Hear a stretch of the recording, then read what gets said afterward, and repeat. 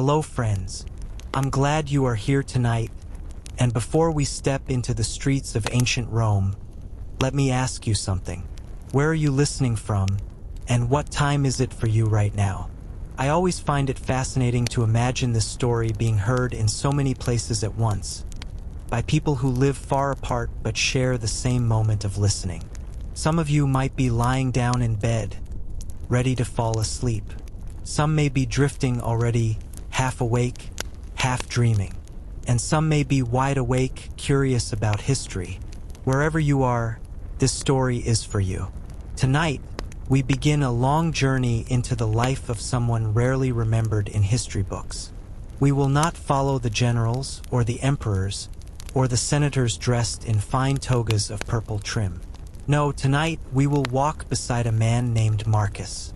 He was not wealthy, not powerful, and not remembered in any marble inscription. He was one of the millions of poor who filled the alleys of Rome, men and women who built the city with their labor, who struggled to eat, who laughed, who feared, and who endured. Picture Rome at its height, when the empire stretched from the sands of Africa to the cold forests of Britain, from the great rivers of Mesopotamia to the stormy Atlantic. At the center of it all stood the city itself, crowded, noisy, and alive with every sound and smell you can imagine. Temples shone in the sunlight, forums buzzed with voices, and aqueducts brought water across miles of countryside. But beneath the grandeur, in the shadows of crumbling walls and smoky taverns, the poor fought each day to survive. Marcus was one of them. He lived in an insula, a tall, unstable apartment block made of wood, brick, and cheap plaster. These buildings leaned like tired giants against each other, sometimes 5 or 6 stories high, with crooked staircases and dark corridors. If you looked closely, you would see laundry hanging from ropes between windows, scraps of cloth waving in the wind like banners of poverty. The smell was a mixture of boiled cabbage, spilled wine, sweat, and the sour stench of urine from chamber pots dumped into the streets below. Every morning, Marcus woke to the same sounds. The cry of hawkers selling bread, the creak of carts rolling over cobblestones, the chatter of neighbors fighting over water jars, and the distant roar of Rome itself, a beast that never slept. His stomach usually growled before his eyes even opened. Hunger was a companion he knew well. A loaf of bread could cost more than he had in his purse, and sometimes he wondered whether the city would starve him before it fed him. He had been born into this life, the son of a freedman who had once been a slave. His father died young, worn down by years of heavy labor, and his mother did her best to keep the family alive by sewing, mending, and sometimes begging. Marcus grew up knowing that Rome was both a gift and a curse. The city promised wonders, but for the poor, it often delivered only struggle. On this particular day, the sun climbed over the tiled roofs and painted the walls of the city gold, though most of those walls were cracked and peeling. Marcus pulled on his coarse tunic, tied a belt of rope around his waist, and slipped his worn sandals onto his feet. The soles had thinned to almost nothing, but new shoes were a luxury he could not even imagine. He stepped carefully down the rickety staircase of the insula, the wood groaning beneath him, and pushed into the street. The street was narrow, more like an alley than a road. It was crowded already, though the day had barely begun. A donkey brayed as its master tried to push through the mass of people. A boy ran past, clutching a handful of figs, probably stolen. Women leaned from windows above, shouting gossip or insults. Somewhere nearby, a blacksmith hammered iron, the clang echoing between the walls like a heartbeat. Marcus breathed it all in. To him, this chaos was normal. This was home. He looked around for work, because every day began with the same question: how will I earn enough coins to eat? Some days he found laborers waiting near the forum, hoping to be hired to carry stones or haul water. Other days, he offered his back for whatever needed lifting. It was never steady, never safe, but it was all he had. Hunger drove him forward, and survival demanded he keep moving. But beneath the struggle, Marcus also carried something else: curiosity. He listened closely to the stories told in taverns, to the rumors shouted in markets, to the old legends whispered in dark corners. He knew that life was not only about bread and coins. It was also about stories. Stories of emperors, of gods, of battles, and of people like him, invisible but alive. And so, as we follow Marcus through the streets of Rome, we will see the empire not through the eyes of power, but through the eyes of poverty. We will taste the bread that filled his belly, thin and rough. We will hear the music of street performers. We will stand in the crowds that cheered and wept at the games. And we will feel what it meant to survive when survival itself was the greatest victory. The day had just begun for Marcus, and though he had no idea what it would bring, he knew one thing with certainty. In Rome, the poor had to fight for every breath, every bite, and every night of rest. Marcus had stepped into the daylight, but his thoughts still lingered on the building he called home. The insula was not a place of safety. It was a place of risk. It leaned against the sky like a drunk man, unsteady, creaking with every gust of wind. From the street below, you could see cracks running like veins through its walls, plaster flaking off in pale chunks, and wooden beams jutting out at strange angles. Some days, Marcus wondered if the building would last another season, or if it would collapse in a cloud of dust and screams. Life inside an insula was a constant gamble. The rich had houses with courtyards, fountains, and space to breathe. The poor had stacked boxes of rooms, piled one on top of another, until the whole block looked ready to topple. Fires broke out often. A single oil lamp knocked over, a careless cook leaving embers in the night, and flames could sweep from one floor to the next faster than anyone could flee. Marcus had seen it happen before. He remembered a winter evening when fire swallowed the building across the street. People poured out in panic, some leaping from windows, others trapped in smoke. By morning, the insula was gone, a blackened shell, and the street smelled of charred wood and loss. His own room was a single chamber, shared with two other men. They were laborers like him, sometimes friends, sometimes rivals. Space was so tight that the three of them slept almost shoulder to shoulder, their straw mattresses thin and damp from the chill that crept through the walls. The air inside was heavy with sweat, smoke, and the sour odor of mildew. The walls leaked in rain, and in summer the heat was unbearable. Flies gathered in corners, and rats scurried underfoot. Privacy did not exist. Every cough, every restless turn in sleep, every whispered word was heard by the others. Climbing the stairs each night was its own danger. The staircases were narrow, twisting, and worn smooth by countless feet. In the dim light of an oil lamp, a misstep could mean a fall into darkness. Children sometimes tumbled down, their cries echoing as neighbors rushed to help. Marcus had learned to climb carefully, his hand brushing the wall for balance, his body pressed close to avoid bumping into those who passed. Yet for all its misery, the insula was alive. It was full of voices, laughter, arguments, and songs. Neighbors knew each other's secrets, or at least thought they did. A woman on the floor below sang lullabies to her child late at night. A baker's apprentice rose before dawn, carrying flour on his skin like a ghost. On one floor, a family of 6 crammed into a space barely wide enough for 2.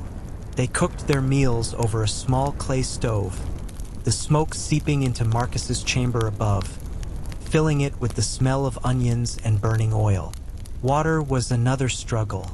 The insula had no private wells. Marcus and his neighbors carried jars down to the nearest fountain in the street. In the morning, Lines of people formed around the stone basin, each waiting their turn as water poured from a carved spout. Women balanced amphorae on their hips, children splashed their hands. Men argued over who had been first.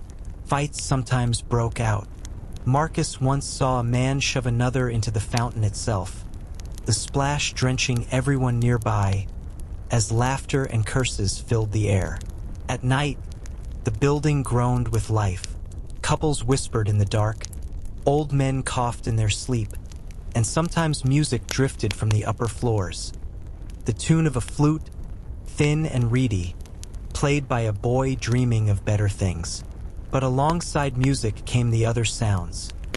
The scurry of vermin, the drip of leaking water, the cry of a baby that would not stop.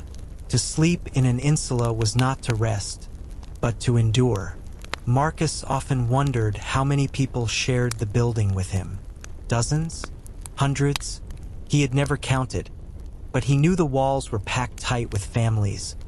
Workers, widows, beggars, and wanderers who had nowhere else to go.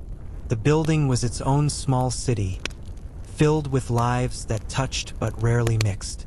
Each door held a story. Some stories were kind, others cruel. Still, Marcus was not without gratitude.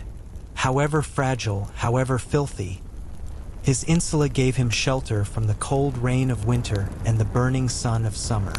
It gave him walls to lean against, a roof to hide beneath, and a space he could call his own, however small.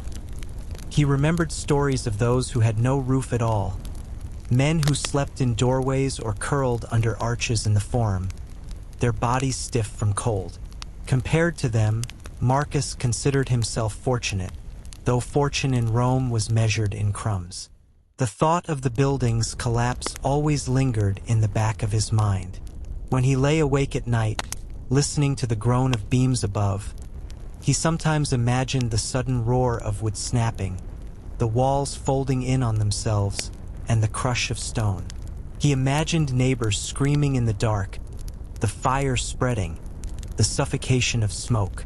And then he would turn over, pull the thin blanket to his chin, and force himself to forget.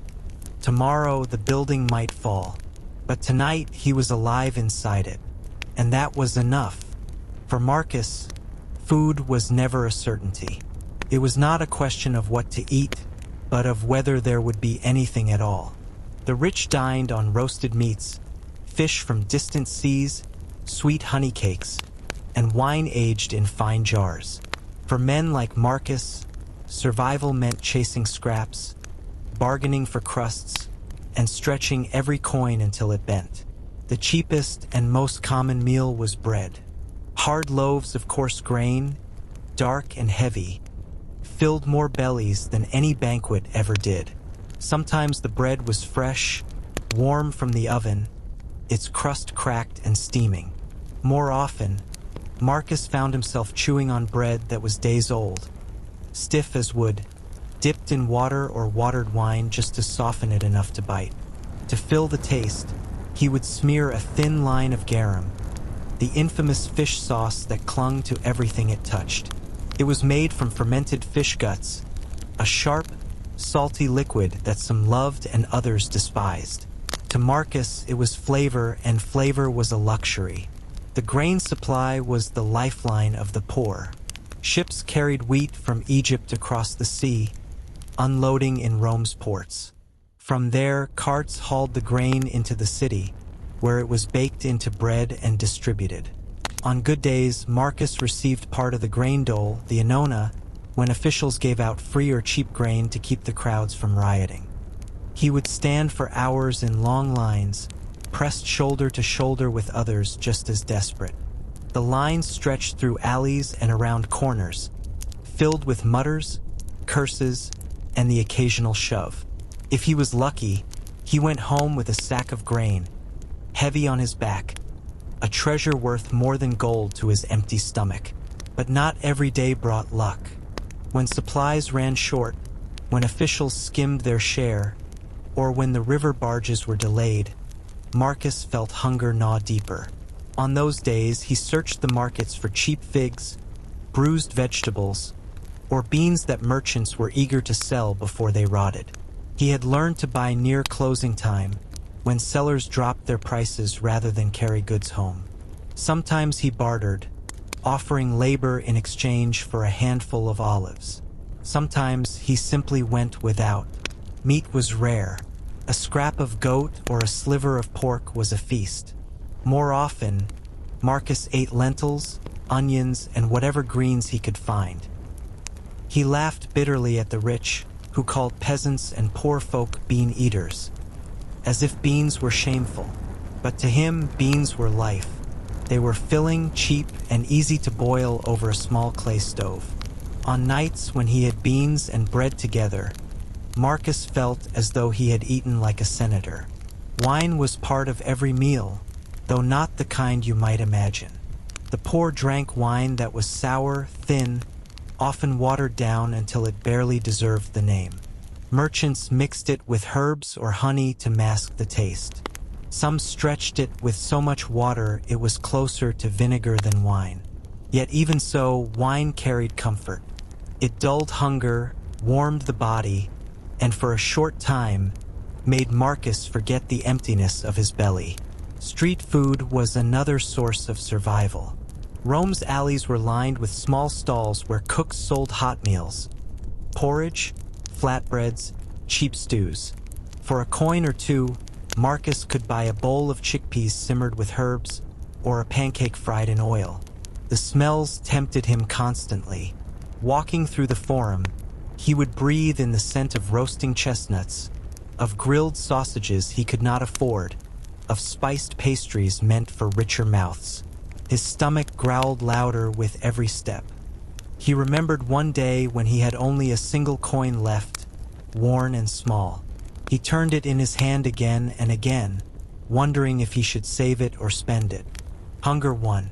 He walked to a stall and bought a piece of bread, warm and soft. The first bite was like sunlight. The second filled his chest with relief. He ate slowly, savoring each mouthful, as though stretching time itself. When the bread was gone, his hunger returned, but the memory of that taste stayed with him. In Rome, moments of fullness were as precious as jewels. Of course, not every man played fair. Theft was common. Boys darted through markets, snatching fruit from stalls before vanishing into alleys. Sometimes Marcus was tempted, but he knew the risks. Thieves caught by merchants faced beatings, and worse if guards became involved. He had seen a boy dragged through the streets, beaten bloody for stealing figs. The crowd laughed, but Marcus did not. Hunger could drive anyone to crime, but punishment came swiftly in Rome. And yet, the city had its gifts. On festival days, when emperors sought favor with the people, food was handed out freely. Bread, oil, even meat sometimes flowed into the hands of the poor. Marcus remembered the festival of Saturnalia, when tables overflowed with food, and for once, everyone ate until they were full. For a brief moment, the poor were equals, and Marcus laughed with a mouth full of roast pork, the taste lingering long after the feast ended. Most days, however, meals were thin and uncertain. Marcus's belly was rarely satisfied, and he often went to bed with hunger still biting at him. But he had learned something important. To survive in Rome, you did not need to feast like an emperor. You needed only enough to wake the next morning, to put one foot in front of the other, and to hope that tomorrow would bring a little more. The hunger never left Marcus entirely, but water was another matter, both a blessing and a daily struggle. Rome was a city of aqueducts, those towering arches that carried streams from distant hills into the very heart of the capital. From the outside, it seemed as though water was everywhere, flowing through fountains, filling basins, and pouring from public spouts. For the poor, however, water was not simply there for the taking. It was a resource to be fetched, carried, and guarded. Each morning, Marcus or one of his neighbors made the walk to the nearest fountain. The fountains were the lifelines of the insulae, and without them, entire neighborhoods would dry up in days. carved from stone, often decorated with the head of a god or a lion's mouth. They stood at crossroads or in busy squares, spilling streams into wide basins. Children splashed their hands while women balanced heavy amphorae, leaning into their hips as they waited. The air was filled with the chatter of gossip, the cries of quarrels, and the occasional laughter of boys who thought it funny to dunk each other into the basin. Marcus carried a clay jar, its surface rough against his hands. He took his place in line, watching the crowd. Some mornings, fights broke out over whose turn it was. The rich never stood in such lines. Their slaves fetched water from private connections, bringing it into shaded courtyards where fountains sparkled like ornaments. For Marcus, there was no such luxury. His shoulders ached with the weight of water jars, and his back bent lower with every trip. But without this effort, there would be nothing to drink, nothing to cook with, nothing to wash. Washing was itself a matter of survival. The poor had no private baths. They relied on the great public bathhouses, which were as much social centers as they were places of cleansing. Marcus often saved a few coins for the entry fee, because the baths offered more than cleanliness, they offered relief. Passing through the doors, he would be greeted by the sound of voices echoing in vaulted chambers, the hiss of steam, and the splash of water. Inside, men of all classes mingled, stripped of togas and tunics, equal in their bare skin. Senators might relax in the hot room beside beggars, though their attendants often marked the difference with fine oils and soft towels. Marcus would begin in the tepidarium, the warm room, where heat seeped into his bones and sweat loosened the grime of the streets. Then into the caldarium, the hot chamber, where steam clung to his skin and he could almost forget the chill of his damp apartment. Finally, he cooled himself in the frigidarium, plunging into cold water that shocked his breath but left him refreshed. For a brief time, Marcus felt human again. The dirt and weariness washed away. The aches eased. Soap was rare, but Strigil's curved metal scrapers served the purpose. Coated in oil, Marcus would scrape the blade along his skin, pulling away sweat and dust. It was crude, but effective. He remembered leaving the bathhouse feeling lighter, as though the burdens of poverty clung less tightly when his body was clean. Of course, not every day allowed such luxury. Many days, washing meant little more than splashing water from the fountain onto his face and arms, rubbing away the grime with his hands. His tunic, stained and stiff with sweat, was washed only when absolutely necessary, beaten against stones in the Tiber and left to dry in the sun. Freshness never lasted long. Within hours, the dust of the streets, the smoke of cook fires, and the stench of nearby latrines clung to him once more. The latrines themselves were another shared reality. Public latrines dotted the city, stone benches with keyhole openings, lined up side by side, with water flowing beneath to carry waste away. Privacy was non-existent. Men sat shoulder to shoulder, talking, laughing, or arguing while attending to their needs. For the poor, these places were unavoidable. Marcus had grown used to the awkwardness, though the smell was something he never stopped noticing. A sponge on a stick, rinsed in water and shared among users, served as toilet paper, a detail Marcus preferred not to think about too closely. The Tiber River was always near, wide and brown, flowing with the waste and filth of a city too crowded for its own good. Some washed clothes along its banks, beating them with wooden paddles, while others filled jars when fountains ran dry. But the river carried dangers, too.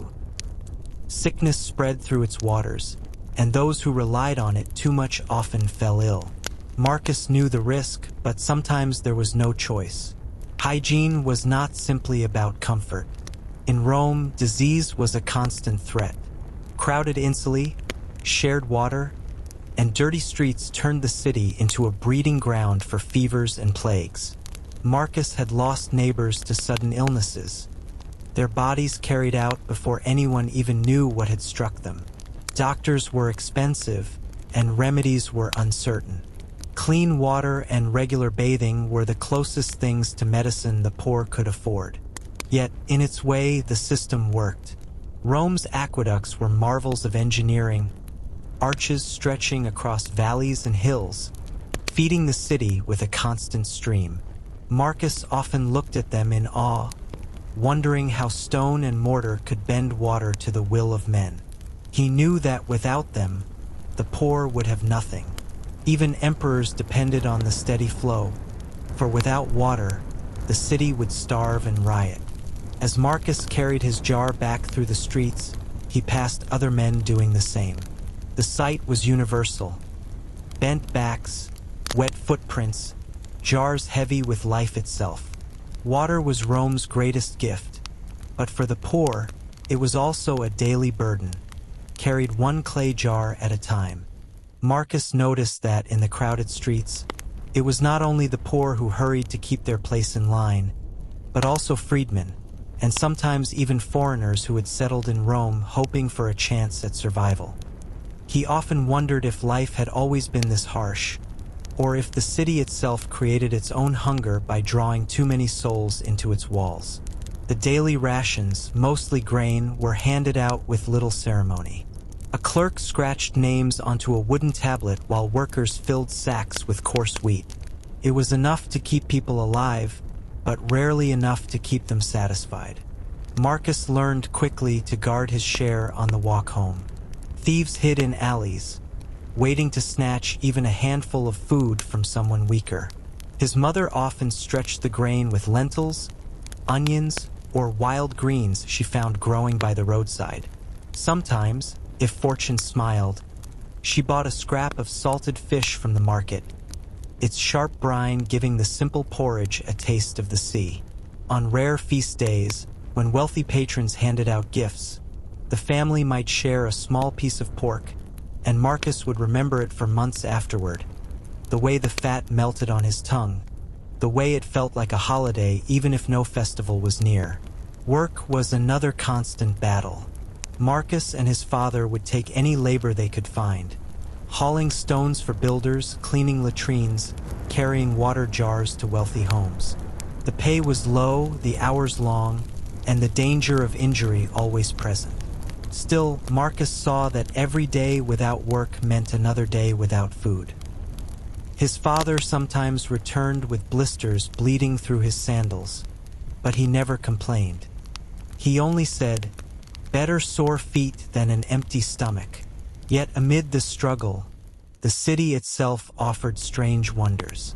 Marcus loved to watch the forums, where senators and orators raised their voices, where statues of long-dead generals stared down upon the crowd. He could never enter the halls where the powerful debated, but even from outside he sensed the weight of decisions being made. Rome seemed both cruel and magnificent, a place where one could be crushed in the dirt or lifted by fortune in a single day. The whispers of new games at the amphitheater stirred excitement in the streets. People talked about wild beasts brought from Africa, gladiators preparing for combat, and even the chance that the emperor himself might appear. Marcus knew he could not afford a seat, but perhaps, he thought, there might be a way to slip inside, or at least catch a glimpse through the gates. As night fell, the city dimmed but never slept. Oil lamps flickered in doorways, and the narrow lanes filled with shadows. Marcus often lay awake, listening to the distant sounds of carts, dogs, and voices drifting through the darkness. Hunger gnawed at him more than fear, though fear was always near. Fires broke out in the crowded districts, thieves prowled, and drunken brawls could erupt without warning. But amid the uncertainty, Marcus held onto a small hope that tomorrow some new chance might appear, some work or kindness that could make survival a little easier. And sometimes, in those quiet hours, he imagined the stories the old men told. Tales of farmers who struck rich veins of silver, of beggars who won the favor of a senator, of boys not unlike him who somehow rose from the slums to stand among Rome's heroes. Marcus did not believe all of them, but he believed enough to keep moving, enough to wake each morning ready to try again. Even for someone like Marcus, life in Rome was not without its moments of escape.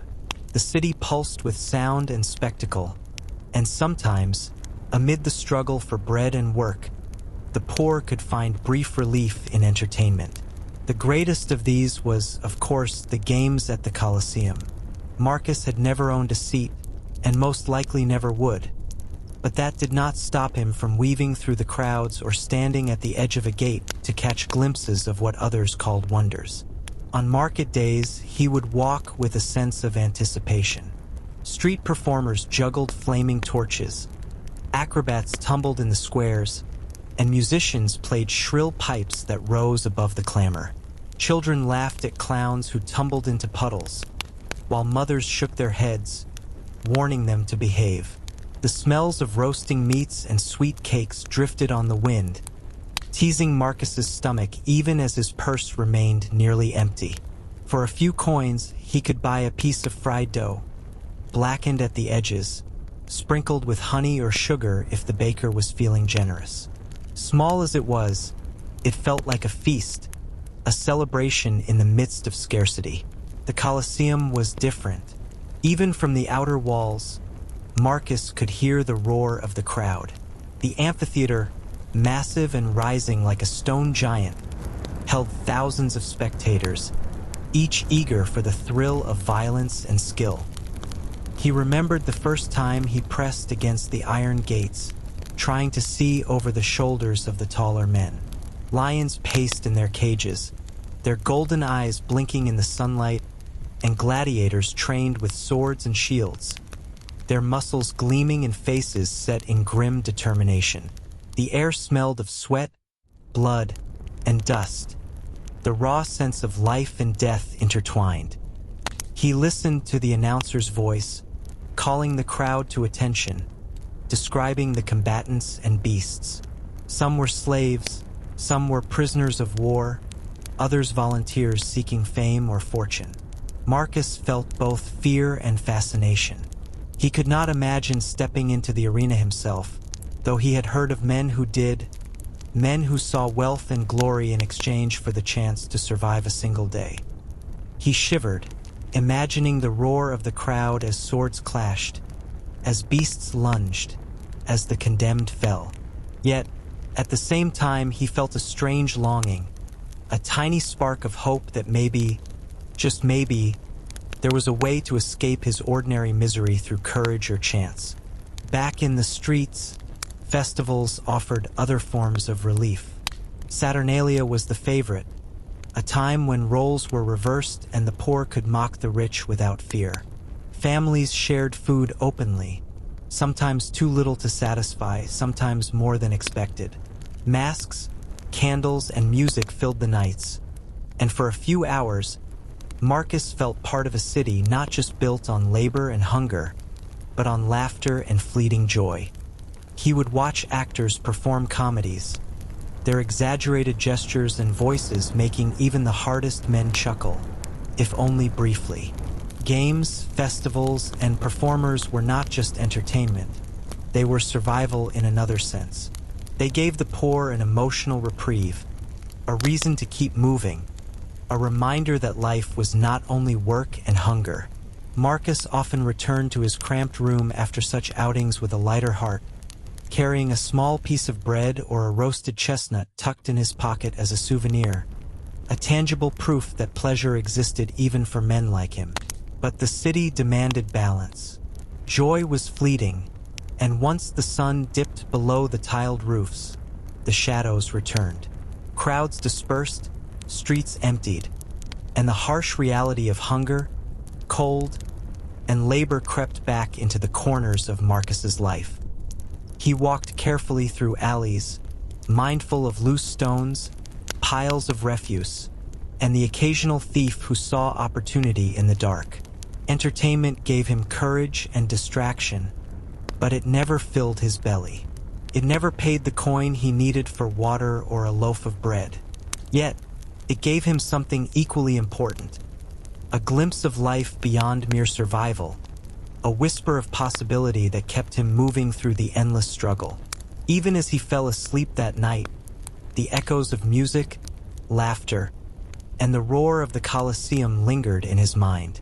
Marcus knew tomorrow would be hard as every day before it, but he also knew the city had other pleasures tucked between its cracks. Moments to steal, moments to survive not only in body but in spirit. And that knowledge, fleeting as it might be, was a treasure the poor carried like a secret coin, hidden in the folds of their lives, untouchable by the rich yet sustaining in ways no bread ever could. Despite the hunger, the back-breaking labor, and the crowded, rickety streets, Marcus and his fellow poor Romans clung to something else: faith. Religion in Rome was not confined to marble temples or grand ceremonies for senators and priests. Every household had its shrines, every alley a small altar, and every man and woman a personal belief in forces both seen and unseen. Marcus knew that while he could work for bread, he could also pray for survival, for protection, and sometimes for luck that no coin could buy. His own tiny shrine stood in the corner of his room, a clay figure of Alaris, a household god who watched over families and their possessions. It was chipped and worn, probably centuries old in its design, but Marcus treated it as carefully as he treated his remaining coins. Each morning, he offered a bit of water, a crumb of bread, or a whispered word, asking the Laras to keep him and his neighbors safe. Many nights, when the wind howled through the insula or when the staircase creaked ominously, he would glance at the little figure and feel a sense of reassurance, fragile but present. Superstition extended beyond the household. The poor red omens everywhere, in the flight of birds, the sudden cry of an animal, or even the shape of clouds. Marcus had seen a man in the market toss salt over his shoulder after spilling a bit, muttering that the gods had sent a warning. Women whispered to one another about evil eyes, bad luck, or dreams that foretold famine or disease. Marcus sometimes indulged in these beliefs because when the city was cruel and capricious, superstition offered a way to feel control over what could not be controlled. Festivals were deeply intertwined with faith. Every month, Rome celebrated multiple gods, sometimes for harvests, sometimes for victory, sometimes simply to appease deities whose favor could not be ignored. For the poor, these were opportunities to participate in rituals and receive blessings that might not change reality, but provided comfort and camaraderie. During the Festival of Ceres, Marcus watched as small offerings of grain were tossed into the streets, prayers muttered for abundant harvests. He sometimes joined, saying his own silent prayers, hoping that the gods would smile on the hungry, the weak, and the overlooked. Fortunes and curses were common topics in the alleyways. Marcus overheard stories of neighbors who consulted augurs or seers before traveling to the forum, or before taking up a dangerous job carrying stone. Some carried charms or small pieces of metal inscribed with protective words. Marcus was not wealthy enough to buy fancy charms, but he kept a tiny piece of carved bone, passed down from his mother, tucked in his tunic. It was supposed to protect him from harm, from theft, from illness, and in some small way he believed it did. Religion also offered a framework for understanding suffering. In a world where hunger, disease, and danger were constants, it was easy to feel abandoned. The poor often interpreted misfortune as punishment from gods or tests of endurance. Marcus sometimes thought this was harsh, but he also saw wisdom in it. Faith gave people a way to endure, a reason to keep moving, and a sense that even in misery, they were part of a larger plan. While the rich had money to shield them from life's worst blows, the poor had prayer and ritual, small yet powerful tools to cope with their reality. Markets and shrines often overlapped. Marcus passed small altars in the corners of busy squares, incense flickering in tiny bronze cups. Merchants might toss a coin as an offering before opening their stalls, invoking Fortuna or Mercury for profitable trade. Children tugged at statues, touching them for luck. The poor prayed not for wealth, necessarily, but for safety, for a loaf of bread, for a chance to see another day without injury or illness. Marcus understood that, in a city as vast and unpredictable as Rome, faith was sometimes the only thing a man could truly control. Even the street corners had their gods. Marcus knew that accidents, thefts, and misfortune could strike anywhere. He learned to bow slightly to the small shrines embedded in walls, to whisper a quiet plea when crossing the threshold of a particularly crowded or dangerous street. It might have seemed superstitious or childish to some, but Marcus saw it as a shield, an invisible thread connecting him to forces beyond the streets, the carts, and the endless struggle for survival. And so, through the alleys, markets, and crowded homes of Rome, religion intertwined with everyday life, blending ritual, superstition, and hope. For Marcus, faith was both a comfort and a weapon, a reminder that even in the depths of poverty, he was never entirely alone. Gods, spirits, and omens were everywhere, woven into the sounds of the city, the whispers of neighbors, and the quiet corners of his insula. In these small ways, faith became a lifeline, as vital as water or bread, sustaining him when no other force could. Survival in Rome depended not only on bread, water, and work, but also on the fragile state of one's health. Disease was a constant shadow for Marcus and his neighbors, creeping through the alleys, insulae, and crowded markets. It did not discriminate, though the poor were far more vulnerable. Typhoid, dysentery, fever, and other illnesses could strike suddenly, leaving a man weak, delirious, and unable to work. For Marcus, sickness was more terrifying than hunger, because it could steal not only life but also the ability to earn, to survive, to continue another day. He had seen it in the insulae before. A child lying motionless on a thin mattress, the mother weeping over him, and neighbors whispering prayers in the corner. A man coughing blood across the staircase, warning others of plague before vanishing for days. Illness moved fast in crowded conditions, and sometimes a single fever could take half a family. Doctors existed, but they were costly, and the poor relied on herbs, advice, and tradition instead. Marcus learned to recognize the signs. Pale skin, sudden weakness, a cough that would not end, the swollen stomachs of children who went too long without food.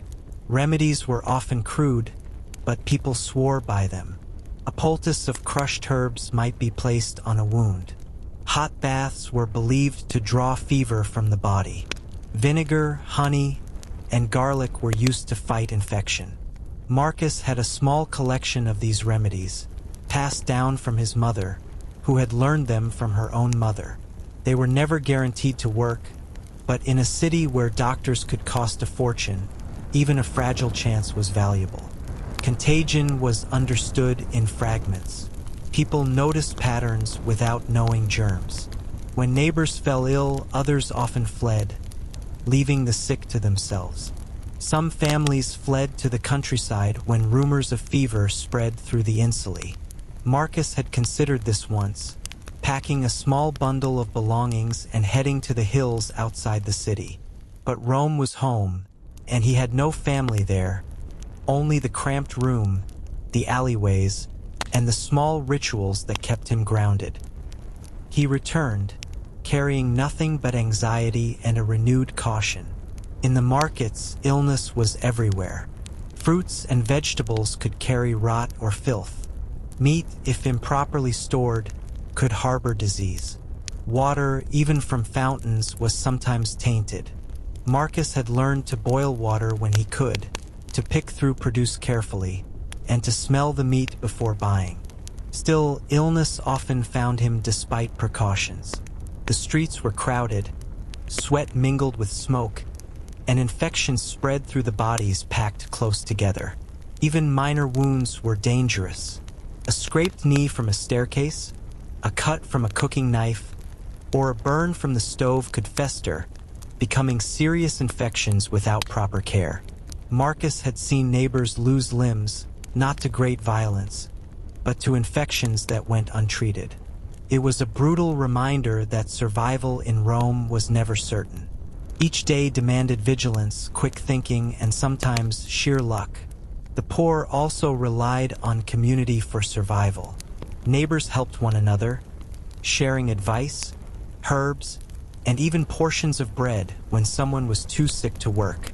Marcus had learned the value of watching for signs of illness in others, offering small assistance, and taking care to avoid contact with the most contagious. Though Rome could be cruel, small networks of mutual aid made life slightly less precarious. Even amid the fear of disease, Marcus noticed the resilience of the city. Baths and fountains, rituals and prayers, herbal remedies and cautious practices, all combined to create a fragile shield. Rome thrived despite its dangers, its streets teeming with life, laughter, cries, and labor. And Marcus, like countless others, learned to navigate this world, balancing hope against fear, action against caution, every step measured against the possibility of illness and death. Health was never guaranteed, but Marcus survived, day after day, finding strength in observation, in care, in ritual, and in the small acts that kept the body moving and the mind focused. For the poor, life was a tightrope walked between hunger, disease, and danger, and Marcus had learned to keep his balance, however precarious it might be. The streets of Rome did not sleep, and neither did its dangers. For Marcus, walking home after a day of labor or market errands was a journey through shadows and whispers, where every corner might hide a threat. Theft, violence, and deceit were as much a part of life as bread or water, and the poor had to learn quickly how to survive in a city that offered little protection. Marcus had learned the value of awareness. He never walked alone after dark if he could avoid it, and he always carried a small stick for protection, though he hoped never to use it. Alleyways were narrow and dark, filled with refuse, the smell of waste, and the echo of footsteps not his own. Thieves often waited for the distracted, the tired, or the unlucky. A lost coin, a loose bag, a glance in the wrong direction. Any could be enough to draw unwanted attention. Some nights he witnessed outright robbery. A boy might snatch a purse from a merchant's stall and dart down a side street, followed by shouts and curses. Occasionally, guards would intervene, but only after the damage was done. Punishments were swift and public. A thief might be beaten, branded, or worse, serving as a warning to anyone else who thought to take what was not theirs. Marcus had seen men dragged through the streets, bruised and bloody, the crowd watching in grim fascination. Fraud was another danger. Merchants might shortchange customers or sell spoiled goods. People could pretend to be beggars only to mug someone when they turned away. Marcus had developed a keen eye for deceit, learning to inspect coins, weigh produce, and recognize the patterns of trickery.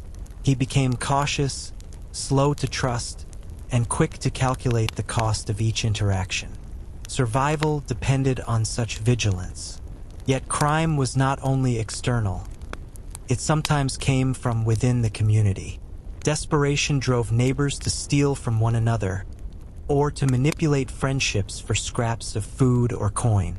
Marcus had been tempted once, when hunger gnawed too sharply, to take a loaf of bread from a neighbor's cart.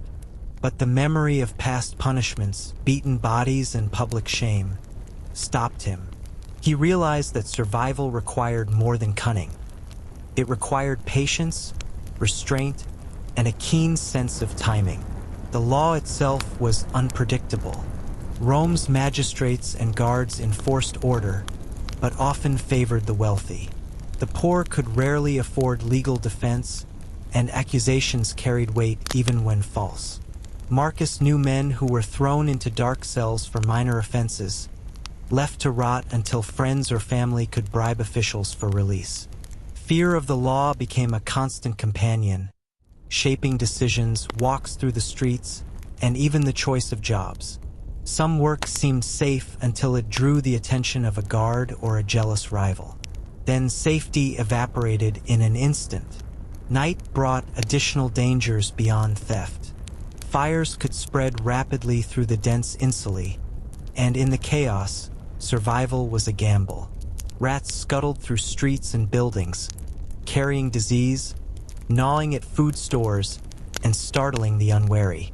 Dogs roamed freely, some feral and aggressive, some owned but dangerous in packs.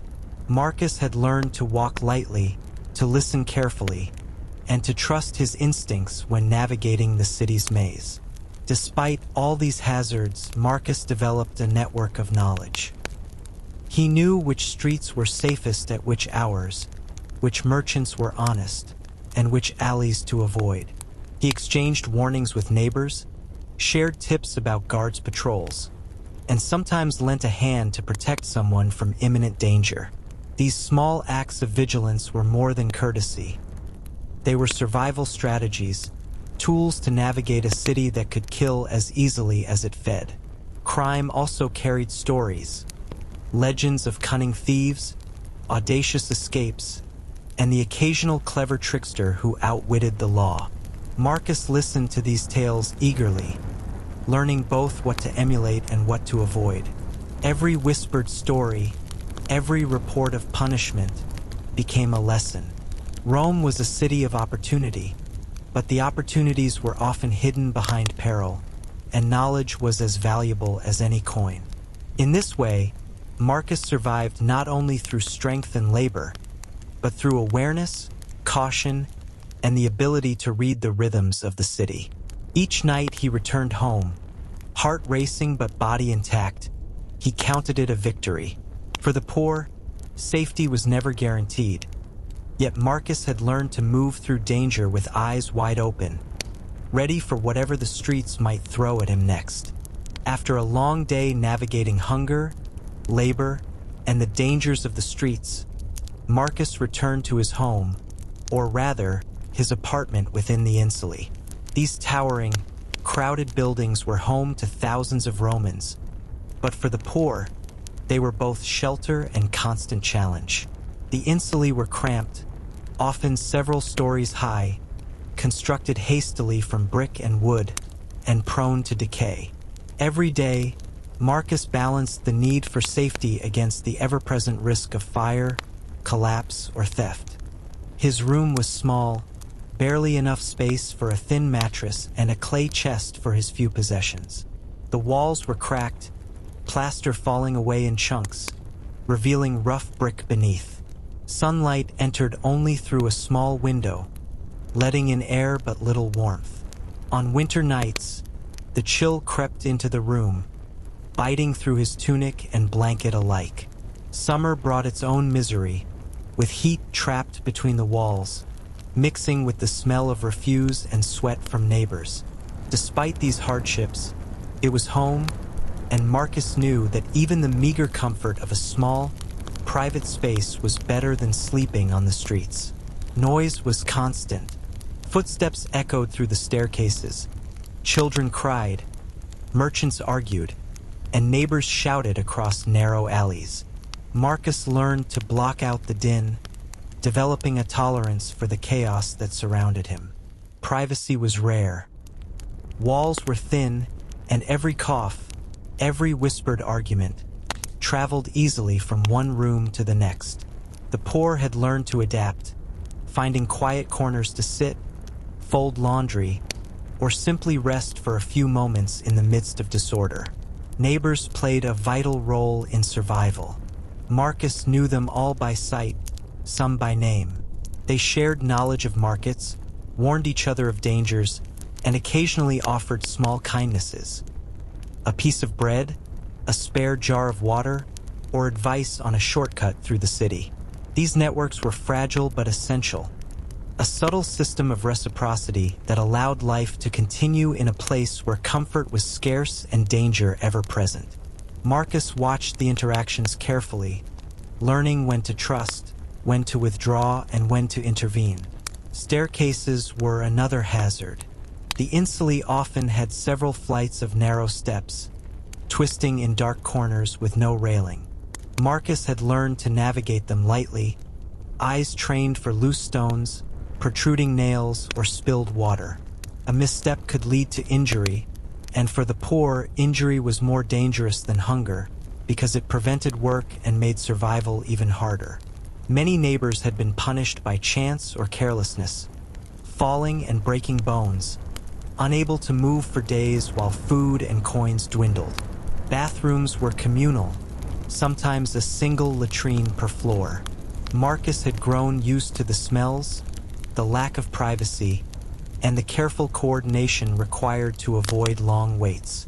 Water for washing clothes was carried from public fountains, often up multiple flights of stairs, and spills were inevitable. Hygiene in the insulae was a balancing act, never perfect, but always necessary to prevent illness. Marcus's knowledge of herbs, baths, and careful observation helped him and others maintain a fragile equilibrium. Roofs were both danger and refuge. From his building, Marcus could see the surrounding streets, alleys, and rooftops of other insulae. Occasionally, men and boys climbed to the top to watch the city, to glimpse the horizon, or to escape the cramped rooms below. Marcus had once climbed the roof with a friend, sitting in silence as the sun set behind the temples and columns. In that moment, the city seemed vast, alive, and even beautiful, despite the hardships of everyday life. Food storage in the insulae was always a problem. Rodents scurried through cracks in the walls, raiding anything left unprotected. Fire was an ever-present threat, especially when cooking fires were left unattended or wood stoves overheated. Marcus learned to store what little he had carefully, using small clay jars, wooden chests, and even hidden alcoves in the walls. Every loaf, every bean, every drop of oil counted. Losses could mean days of hunger, yet, amid the hazards, the insulae also offered community. Children played in the courtyards, elders exchanged stories, and neighbors often gathered on stairs or small balconies to gossip, joke, or share news of the markets. Marcus understood that this life was fragile, yet it contained its own rhythms, its own rituals, and its own moments of quiet triumph. Surviving in the insulae required vigilance, patience, and respect for others, but it also offered connection, knowledge, and sometimes fleeting joy. For Marcus, returning home each night was both relief and reminder. Relief because he had survived the streets, found water, secured food, and avoided harm. Reminder because tomorrow would demand the same, perhaps more. In a city that never paused, never slowed, and never forgave carelessness. Life in the insulae was harsh, but it was life, and Marcus had learned to navigate its complexities with caution, ingenuity, and a growing awareness of the fragile networks that kept him alive.